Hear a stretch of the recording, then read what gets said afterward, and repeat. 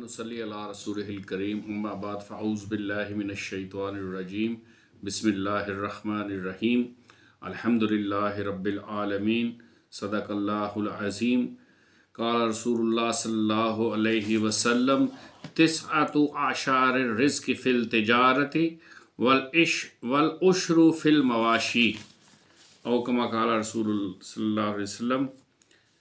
नाज़रीन कराम, मैंने कुरान पाक की एक आयत तिलावत की कि तमाम तारीफ़ें उस रब के लिए हैं जो हम सब सारे जहानों का पालने वाला है, और एक हदीस से मुबारका पेश की है जो हज़रत अबू हुरैरा रज़ियल्लाहु ताला अन्हु से रिवायत है कि हुज़ूर नबी करीम सल्लल्लाहु अलैहि वसल्लम ने फरमाया कि 9 हिस्से रिज़्क़ के तिजारत में हैं और एक हिस्सा मवेशी वग़ैरह चराने में।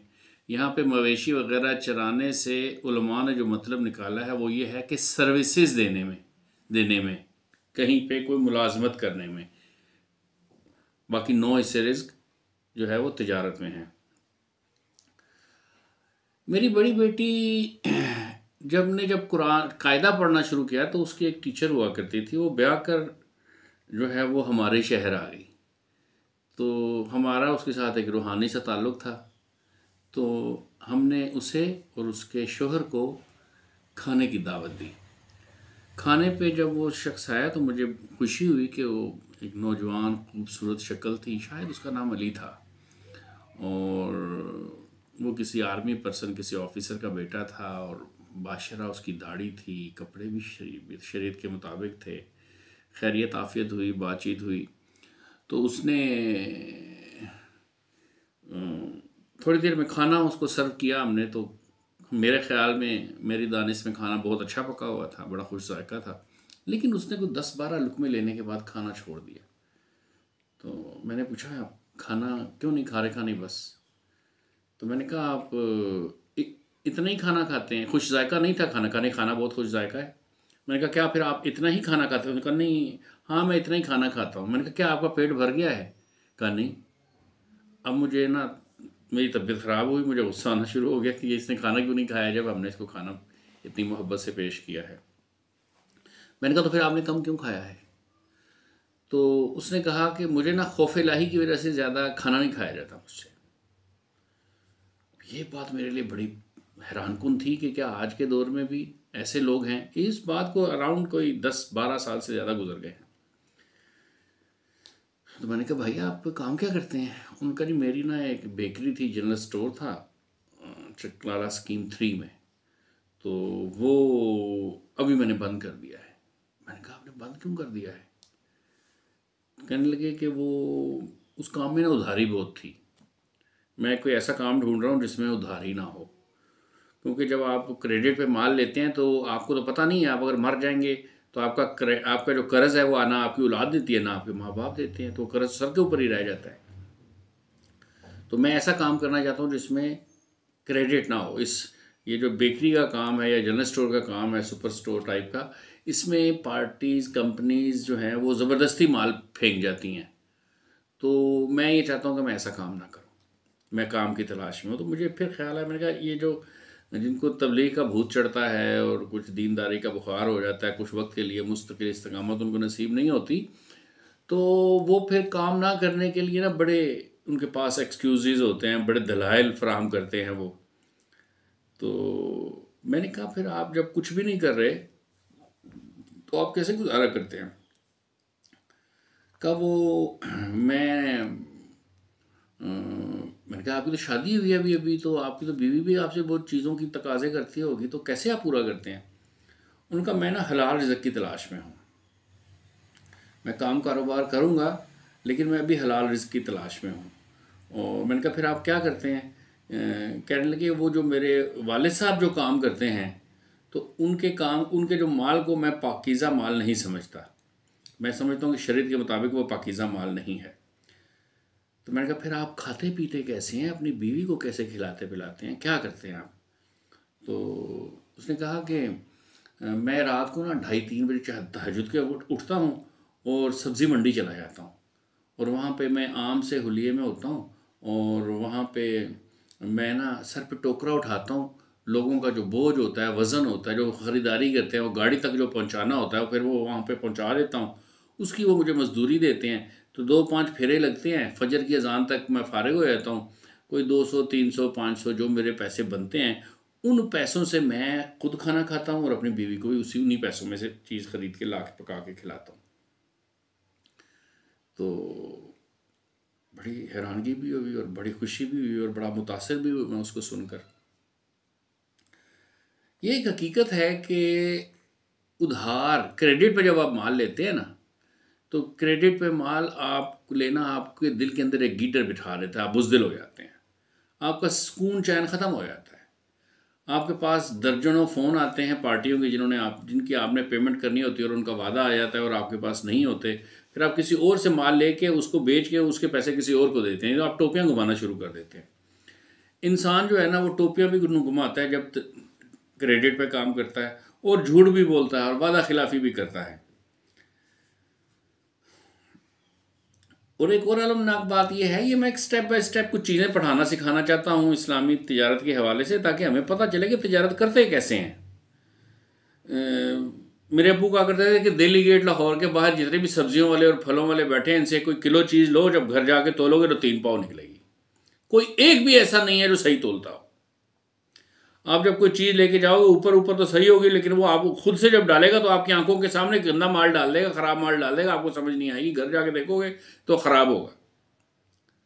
तो जो माशरे के वो लोग जिनको इश्क है, मोहब्बत है, जुनून है और उनकी फितरत का हिस्सा है कि उन्होंने पूरा नहीं तोलना, वो तिजारत कर रहे हैं, वो कारोबार कर रहे हैं, वो माल दिखाते सोना है और देते जो है वो लोया भी नहीं देते, कचरा बेचते हैं। सोना दिखा के सोने का भाव लेते हैं और कचरा बेचते हैं, नुक्स बता के कभी सौदा नहीं बेचते। वापस ले जाओ सौदा वापस करने के लिए तो वापस नहीं करते, बदतमीज़ी करते हैं, बेइज्जत करते हैं, जलील करते हैं, जो कि इस्लामी तालीमात के ख़िलाफ़ है। हुजूर नबी करीम सल्लल्लाहु अलैहि वसल्लम इस तिजारत कितनी अहमियत की हामिल है, इस बात से अंदाज़ा लगाएं कि हम सूफिया कराम ने क्या किया। हमने कहा जी हम तो अल्लाह अल्लाह करेंगे, हम तो अल्लाह का जिक्र करेंगे, हम तो तहज्जुद पे उठ के रात को उठ के तहज्जुद पढ़ेंगे और सब नमाज़ें पढ़ेंगे और अज़कार करेंगे और खुशबू लगाएंगे और सुरमे लगाएंगे और दाढ़ियों में कंघी करेंगे, और ये तिजारत ये दुनिया का काम है, ये हम नहीं करेंगे। तो क्या हुआ कि छोटा कारोबार हो या बहुत बड़ा करोड़ों अरबों रुपए की मालियत का कारोबार हो, वो सब जालिम, शराबी, कमीने, लुच्चे, लफंगे, सूदखोर लोगों के हाथों में चला गया। और ताकत भी उनके हाथ में चलेगी। जब सरमाया उनके पास है तो ताकत भी उनके पास है। जब वो ताकत उनके पास है तो पॉलिटिकल विल भी उनके पास है। जब पॉलिटिकल विल उनके पास है तो फिर गवर्नमेंट भी उन्हीं के पास है। वो जिधर चाहते हैं उधर ड्राइव करते हैं। आप देखें ना, थोड़े से अमेरिका में यहूदी हैं, वो उनका माली नुक्ता नज़र से फाइनेंशियली जो इतना स्ट्रॉन्ग होल्ड है अमेरिका के ऊपर कि अमेरिका अपनी ज़रा सा अपनी गर्दन भी नहीं ला सकता। मुझे अच्छी तरह याद है कि जुल्फ़िकार अली भुट्टो ने एक दफ़ा एक स्टेटमेंट दी कादियानियों के बारे में। उसने कहा कि जिस तरह यहूदी ये चाहते हैं कि अमेरिका में सबसे कम तादाद में होने के बावजूद वो पूरे अमेरिका की इकॉनमी के ऊपर कब्जा कर ले, इसी तरह कादियानी पाकिस्तान में ये चाहते हैं कि सब इंतहाई कलील तरीन चंद लोग होने के बावजूद वो पाकिस्तान की पूरी इकॉनमी पे कब्जा कर ले। उसने कहा मैं अपनी ज़िंदगी में ये होने नहीं दूंगा।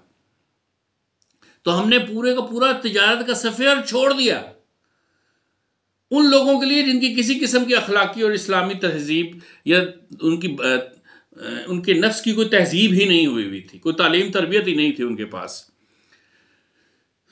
अब देखिए, हमारे यहाँ पे एक अजीब सी बात यह है कि हम जब देखते हैं, मैं जब किसी के पास जाता हूँ अपना प्रोडक्ट बेचने के लिए, तो मैं उसको कैश का भी रेट वही देता हूँ और उधारी माल मैं चाहता हूँ मैं ना दूँ, जब देना पड़े तो मैं उसको भी वही रेट देता हूँ। लेकिन ये पाकिस्तान में इसका दस्तूर ही नहीं है।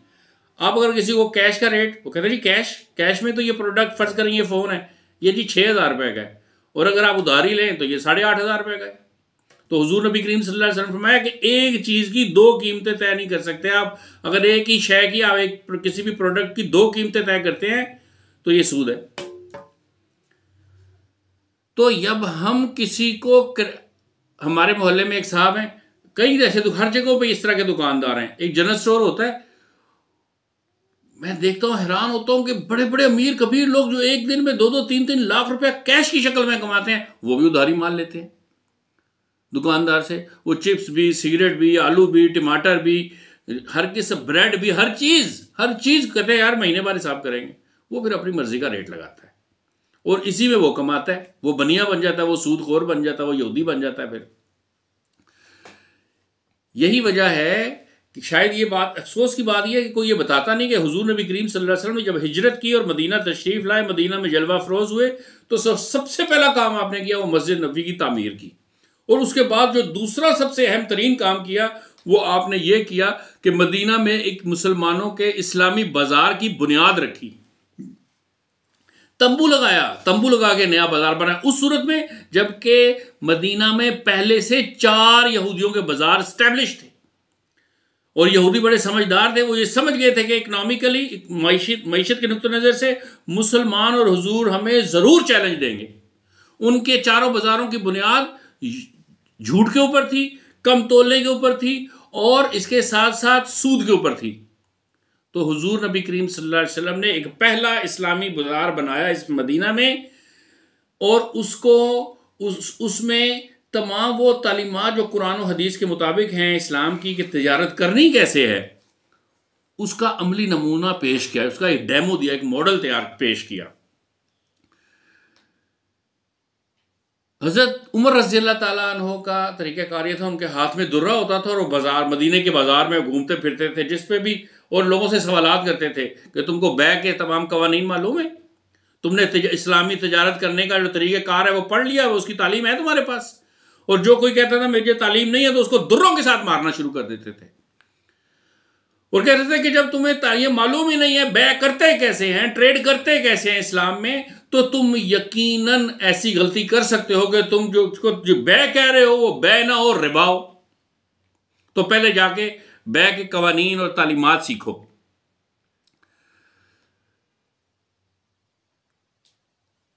मुसलमानों ने यहूदियों को अपनी तिजारत के ज़रिए तिजारत के मैदान में शिकस्त दी, और ये शिकस्त उस वक्त तक मुमकिन नहीं थी जब तक कि वहाँ पे एक अलहदा से इस्लामी बाजार ना बनाया जाता।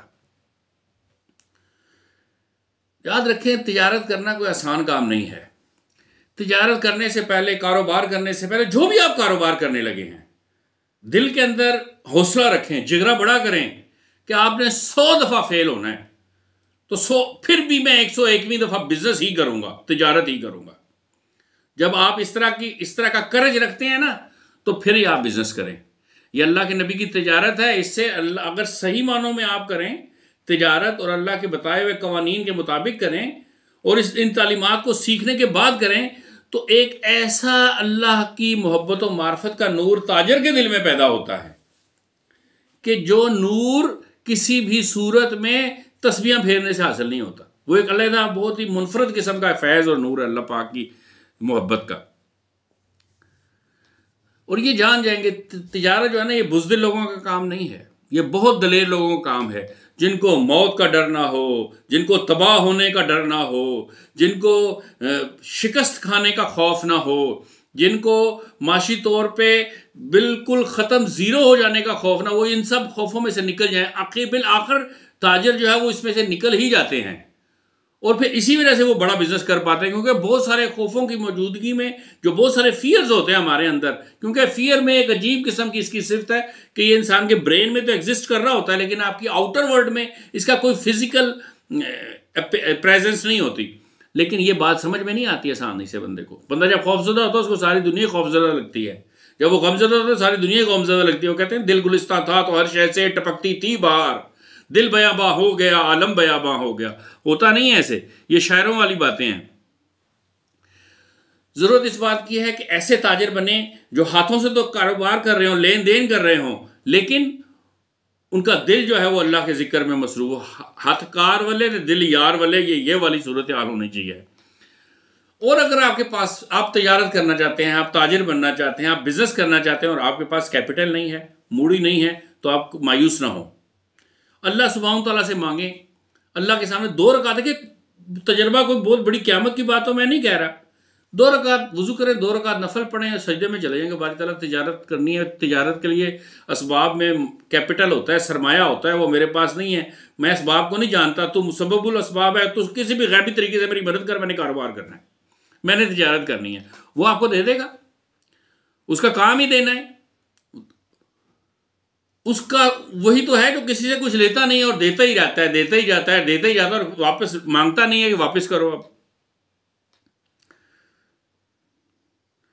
मेरे अब्बू कहा करते थे कि तुम्हारे पास पैसे नहीं है, तुम काम करना चाहते हो, तिजारत करना चाहते हो, तुम्हें समझ नहीं आ रही मैं क्या करूं, तो फिर भी घर ना बैठो, बाजार में निकल जाओ, दुकानदारों से चीज़ों के मुख्तलिफ रेट पूछना शुरू कर दो। बाजार में अल्लाह की रहमत उतरती है, जब तिजारत को सही तरीके से करने की नीयत से बाहर निकलता है, रेट पूछता है, उसकी रहमत जोश में आती है, वो जरूर कुछ ना कुछ कोई ना कोई रास्ता पैदा फरमा देता है। हमारे यहाँ पे ताजरों के अंदर, बिजनेसमैन के अंदर बड़ा तकब्बुर होता है, उसकी गर्दन के अंदर सरियानी गार्डर होता है। लेकिन आप देखें, फतह मक्का से भी बड़ी कोई फतह हो सकती है, लेकिन हुजूर नबी करीम सल्लल्लाहु अलैहि वसल्लम जब पहली दफ़ा फतह मक्का के बाद मक्का में दाखिल हुए तो आप अपने ऊँट के ऊपर सवार थे और आपने अपने सर के ऊपर एक लोहे का खुद पहना हुआ था, और सब लोग हैरान थे कि अब जब हज़रत मोहम्मद सल्लल्लाहु अलैहि वसल्लम फतेह बन के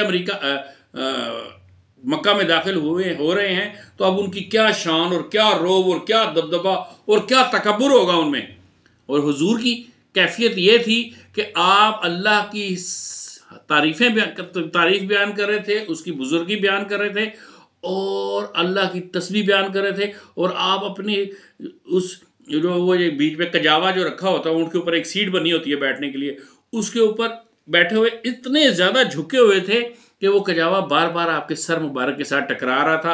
आपकी कैफियत ऐसी थी जैसे कोई क़याम में नमाज पढ़ो और रुकू की हालत में झुको, इतना ज़्यादा आजिज़ी का इजहार फरमाया हुजूर ने। तो आजिज़ी का इजहार हमें लोगों के साथ भी करना है। ये माल जो आज हमें मिल गया, कल हमारे पास ना हो, हम कुछ भी नहीं कह सकते। वो जिसने दिया वो ले ले, तो हमारे पास क्या जवाज़ था कि वो हमें ज़रूर देता। उसने तो अपने फजल से अता कर दिया, और अगर वो वापस ले ले तो हम उससे शिकायत और गिला नहीं कर सकते। आजिज़ी का इजहार करें। कारोबार करने के लिए ये जान जाएं कि कारोबार करने की हम जब तक हमारे पास देखिए, मोटिवेशन ठीक है कि आप बिजनेस करो, लेकिन कैसा बिजनेस करो? वो जिसमें सूद भी जायज़ हो, जिससे आप बैंक से लोन भी ले रहे हो, जिसमें आप लूट मार भी कर रहे हो, जिसमें आप कम भी तोल रहे हो, जिसमें आप सूदी लेन देन भी कर रहे हो, आपको समझ ही नहीं आ रही, आप बेईमानी भी कर रहे हो, आप कहें मैं ताजिर हूं। ताजिर ऐसा होता है? आज ज़रूरत इस बात की है कि चंद ऐसे जो उंगलियों पे गिने जा सकें, ऐसे लोग उठें जो क्वालिटी का काम करें, क्वालिटी का प्रोडक्ट बेचें, सच बोल के तिजारत करें। कोई ऐसी इश्तिहारबाजी ना करें जिसकी बुनियाद झूठ के ऊपर हो। सच को एक दफ़ा मौका तो दें। हम टीवी पे बैठते हैं, 500 इश्तिहार देखते हैं, एक भी सच नहीं होता उसमें, जुमला सब झूठ के ऊपर मबनी है।